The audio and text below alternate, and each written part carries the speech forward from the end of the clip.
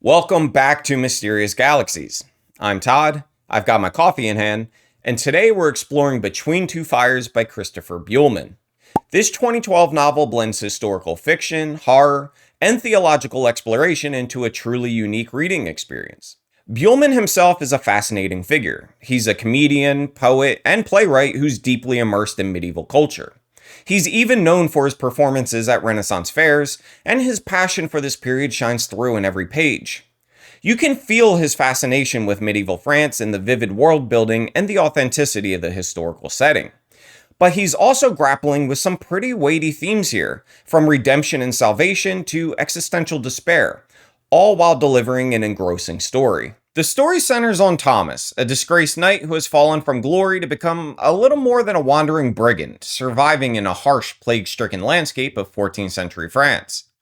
The country is in ruins, villages lie abandoned, corpses line the road, and a pervasive sense of dread hangs over everything. Amidst this chaos, Thomas encounters a mysterious young girl named Delphine, who seems far too innocent and composed for the devastation surrounding her. She convinces Thomas to join her on a journey across the ravaged countryside, and it's a journey that will challenge everything he believes in. Delphine's mission, though unclear at first, appears to have divine significance. As their paths intertwine, they're joined by Father Matthew, an alcoholic priest grappling with his own demons. Together, the three form an unlikely trio, each broken in their own way, but united in an inexplicable purpose. Along their journey, they encounter horrors, both human and otherworldly, plague-ridden towns, desperate survivors, demonic creatures, and echoes of the war raging between heaven and hell itself. Lucifer and his fallen angels are waging open rebellion against God, and the consequences of this celestial battle begin to seep into the mortal world. The narrative is layered with historical and supernatural elements. On one level, it's a grim portrait of medieval France during one of its darkest periods, steeped in the horror of the Black Death.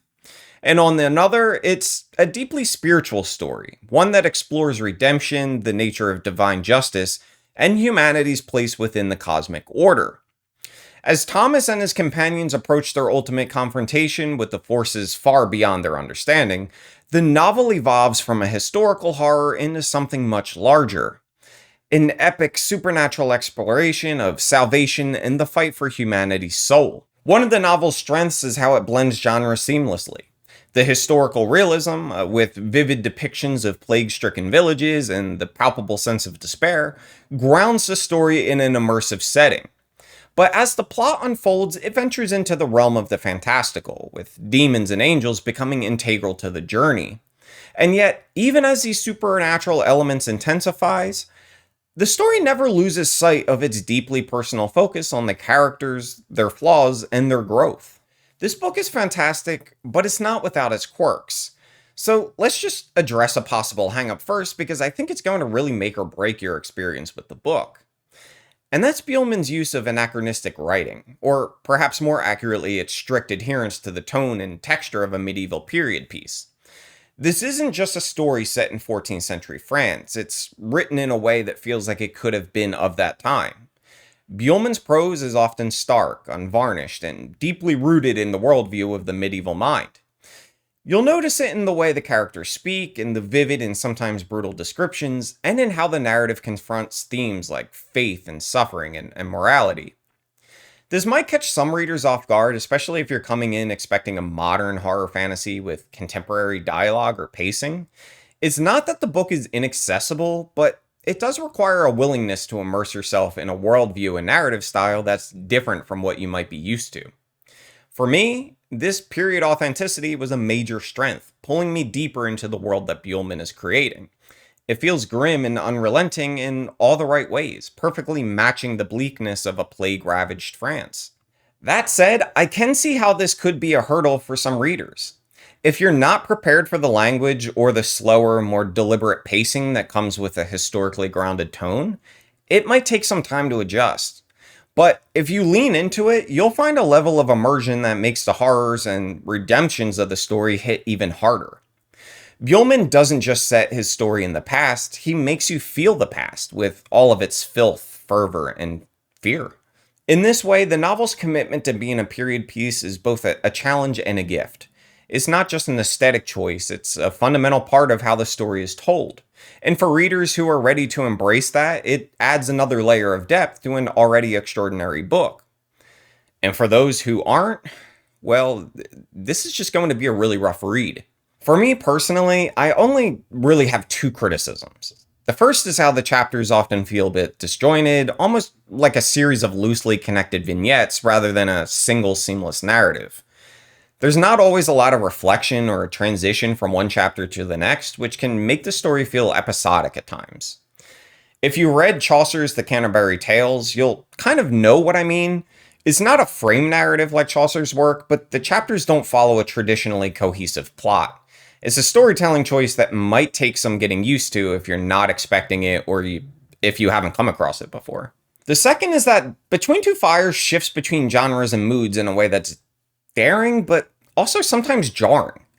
One moment, you're immersed in profound theological questions about faith, suffering, and the existence of God in a world torn apart by plague, and the next, you're in the middle of an action-packed scene straight out of Dark Souls.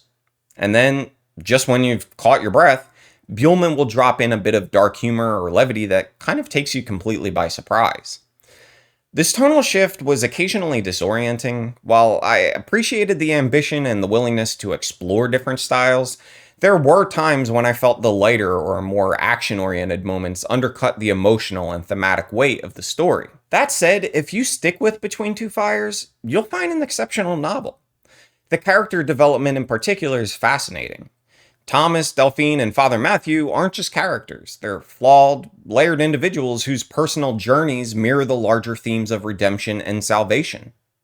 Thomas begins as a disgraced knight, hardened by his past and indifferent to the suffering around him, but through his encounters with Delphine and the trials they face, he undergoes a profound transformation. It's not a sudden shift, but an organic, almost imperceptible growth that feels incredibly authentic. Similarly, Father Matthew's struggles with faith and his own identity are handled with a nuance and sensitivity that adds depth to his arc, particularly in the way the novel grapples with his internal conflict and whether or not he's worth redemption. And then there's the depiction of hell. Buehlman's version of hell is one of the most visceral and horrifying portrayals I've ever encountered. It's not just a fiery abyss. It's a deeply personal torment that feels tailored to each soul's fears and failures. I'm not going to go any further with this because it borders on spoilers. Just know that it's worth experiencing for yourself. Ultimately, it's a story that confronts weighty questions about suffering and faith and humanity's resilience in the face of despair. Yet it does so without ever feeling preachy. The writing is hauntingly beautiful, alternating between stark realism and poetic grandeur, with descriptions that make you feel the filth of plague-ridden streets or the ethereal terror of encountering a demonic presence. And although I've spent a lot of time focusing on the grotesque realities of medieval life and the demonic, this is ultimately a story of hope. It's not a naive or an easy hope, it's hard-won, it's born of suffering and sacrifice, but it is there, shining through the darkness. That balance between the grotesque and the divine is what makes this book so powerful. Between Two Fires was one of the most rewarding reading experiences I've had in a long while, and it easily earns a spot on my list of recommendations. It's brutal, it's beautiful, and profoundly hopeful in ways you wouldn't expect from a story set during the Black Plague. And while it's not a feel-good read in the traditional sense, there is a catharsis in its exploration of redemption and salvation that feels almost rare in modern fiction. If you're into medieval history, theological themes, or you just want a story that feels utterly unique, this is the one for you. And if you've already read it, I'd love to hear your thoughts down in the comments below. Did you enjoy it as much as I did, or did you find it to be a slog? Now, if you've enjoyed this video, don't forget to give it a thumbs up, share it with your friends, family, and even your enemies. Just not any demons. I don't need any of that type of horror in my life. And of course, if you haven't already, hit the subscribe button because every subscriber inches me one step closer to taking over the galaxies. Until next time, take care, keep reading, and I'll see you in the next one.